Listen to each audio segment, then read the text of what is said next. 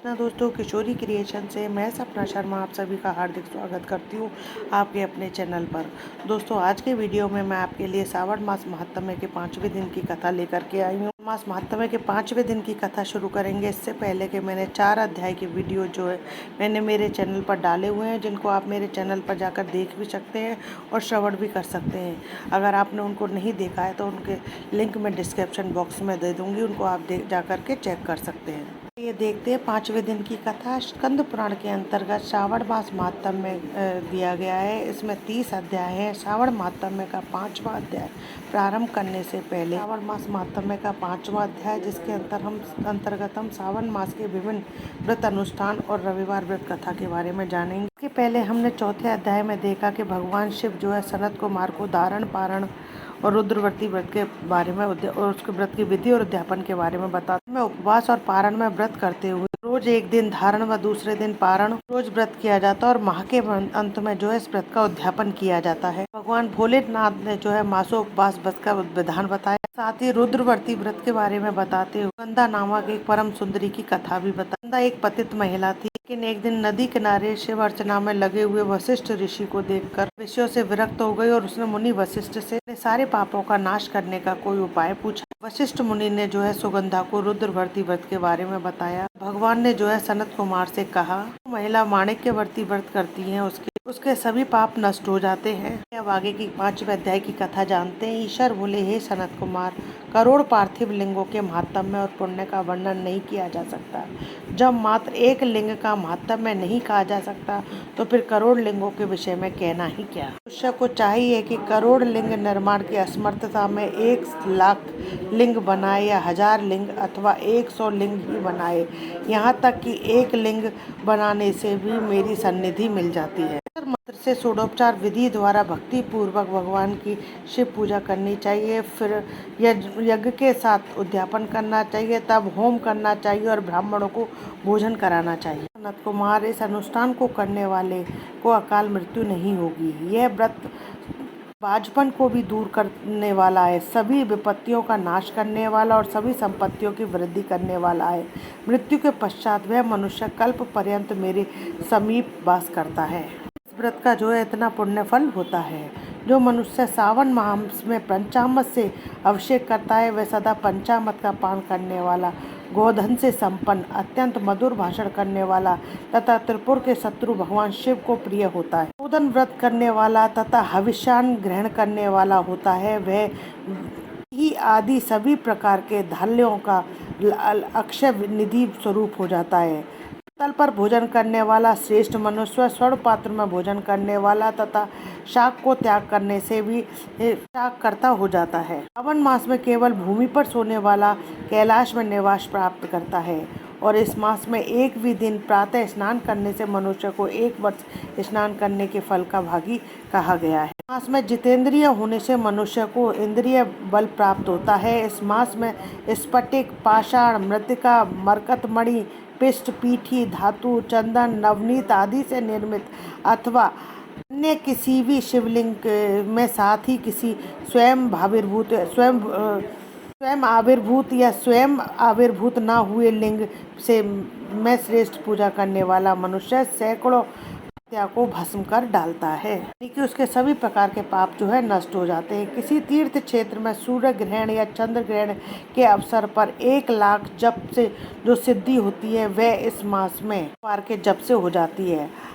उस समय में जो 1000 नमस्कार और प्रदक्षिणा की जाती है उनका जो फल होता है वह इस मास में एक बार करने से ही प्राप्त हो जाता है। तो प्रिय, श्रावण मास में पारायण करने पर सभी वेद मंत्रों की पूर्ण रूप से सिद्धि हो जाती है। श्रद्धा भक्ति होकर मास में 1000 बार पुरुष सूक्त का पाठ करना चाहिए अथवा युग में उसका 4 गुना पाठ करना चाहिए अथवा वर्ण संख्या का 100 गुना पाठ करना चाहिए अथवा यदि वह करने में असमर्थ हो तो से हीन होकर मात्र 100 पाठ करना चाहिए। ऐसा करने वाला ब्रह्मत्या आदि पापों से मुक्त हो जाता है, इसमें संदेह नहीं है।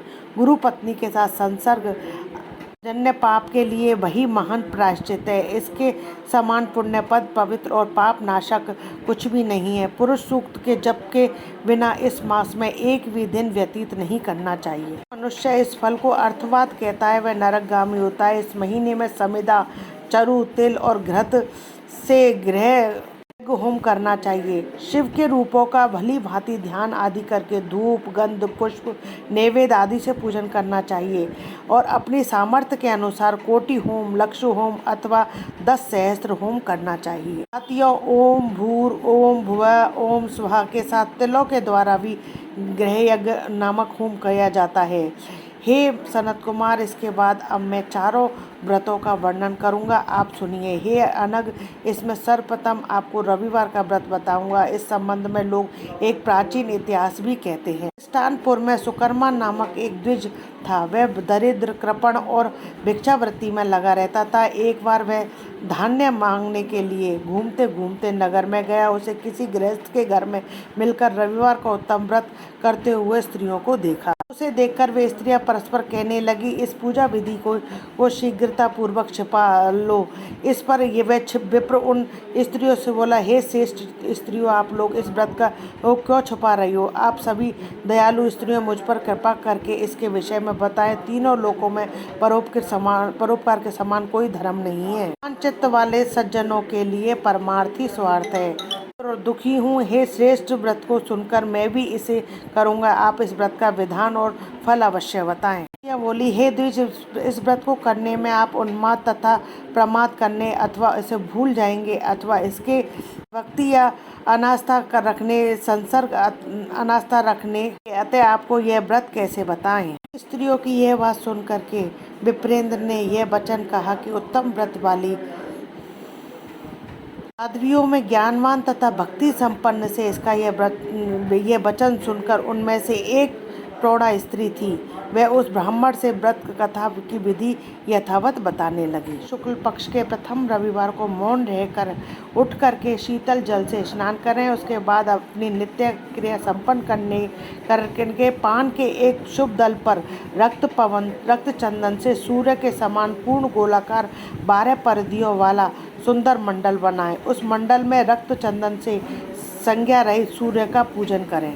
बाद घुटनों के बल भूमि पर झुककर 12 मंडलों पर पृथक पृथक रक्त चंदन तथा जवा कुसुम से मिश्रित अर्घ्य श्रद्धा भक्ति पूर्वक सूर्य को विधिवत प्रदान कर और रक्त, जवा कुसुम एवं अन्य उपचारों से पूजन करें।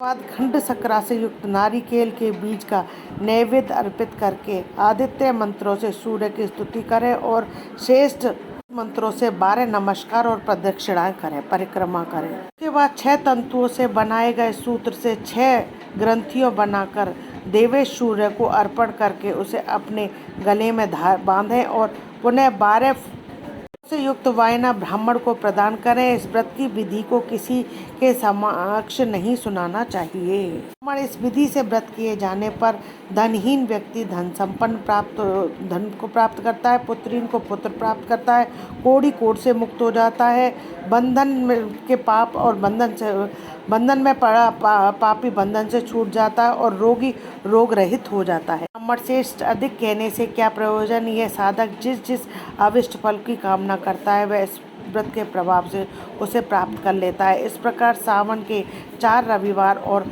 कभी कभी 5 रविवार के इस व्रत को करना चाहिए। इसके बाद में व्रत की संपूर्णता के लिए उद्यापन करना चाहिए। हे ब्राह्मण श्रेष्ठ, आप भी इसी प्रकार करें, इससे आपकी सभी कामनाओं की सिद्धि हो जाएगी। उसके पश्चात उन प्रतिपदाओं को नमस्कार करके वह ब्राह्मण अपने घर को गया और उसने जैसा सुना था उसी विधि से संपूर्ण व्रत को किया और अपनी दोनों पुत्रियों को भी वह विधि सुनाई। के सुनने मात्र से शिव जी के दर्शन से तथा उनके पूजन के प्रभावों से वे कन्या देवांगनाओं के सदस्य हो गई और उसी समय उस ब्राह्मण के घर से लक्ष्मी जी ने प्रवेश किया और अनेक उपायों और निमित्तों से धनवान हो गया। दिन उस नगर के राजा ने ब्राह्मण के घर से होकर राजकुमार में जाते समय खिड़की से खड़ी उन दोनों सुंदर अनुपम कन्याओं को देख लिया। तीनों लोकों में कमल, चंद्रमा आदि जो भी सुंदर वस्तु है, उन्हें वे दोनों कन्याएं अपने शरीर के अवयवों से तिरस्कृत कर रही थीं। देखकर राजा मोहित हो गए और क्षण भर के लिए वहीं खड़े हो गए। ब्राह्मण को शीघ्र बुलाकर उन्होंने दोनों कन्याओं को मांग लिया। तब उस ब्राह्मण ने भी हर्षित होकर दोनों कन्याएं राजा को प्रदान कर दी। उस राजा को पति रूप में प्राप्त करके वे दोनों कन्याएं भी प्रसन्न हो गईं। स्वयं इस व्रत को करने लगी और पुत्र पौत्र आदि से संपन्न हो गई। मुने महान ऐश्वर्य देने वाले इस व्रत को मैंने आपसे कह दिया। हे विधि नवन, जिस व्रत को श्रावण माह में मनुष्य सभी मनोरथों को प्राप्त कर लेता है, उसके अनुष्ठान करने के फल का वर्णन कैसे किया जाए। श्री स्कंद पुराण के अंतर्गत ईश्वर सनत कुमार संवाद से श्रावण मास महात्म्य में व्रत रविवार व्रतादि कथन नामक 5वां अध्याय संपूर्ण हुआ। दोस्तों, यदि आपको मेरा ये वीडियो पसंद आए तो प्लीज़ मेरे वीडियो को ज़्यादा से ज़्यादा लाइक और शेयर करें। यदि आप मेरे चैनल पर नए हैं तो चैनल को सब्सक्राइब करना ना भूलें। पास ही में बेल आइकन को दबाएं, जिससे मेरे आने वाले हर नए वीडियो का नोटिफिकेशन आपको मिल जाए। जय श्री कृष्णा दोस्तों।